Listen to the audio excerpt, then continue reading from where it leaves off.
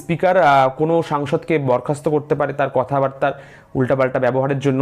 Speaker ঠিক করতে পারে কে কোথায় বসবে, কোন সাংসদ, নানান রকমের পাওয়ার আছে। এই জন্য শাসক বিরোধীর এই ধরনের একটি ঝামেলা লেগেছিল, কারণ বিরোধীরা চেয়েছিল উপস্পিকার, মানে উপস্পিকার বলতে এখানে যে উপসভাপতি, সভাপতি বলা হয় স্পিকারকে এই লোকসভার সাংসদের, আর উপসভাপতি হচ্ছে যে স্পিকারের নিচে থাকবে, অর্থাৎ স্পিকারের পরের যে থাকছে, সেটা চেয়েছিল বিরোধীরা।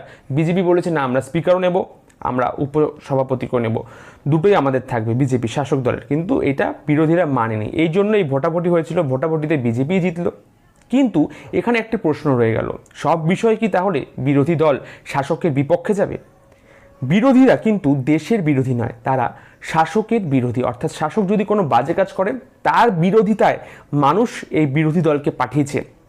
তারা শাসকের থেকে কম ভোট পেয়েছে, কিন্তু শাসককে তারা ভয় দেখানোর জন্য থাকবে। শাসক কোনো ভুল কাজ করলে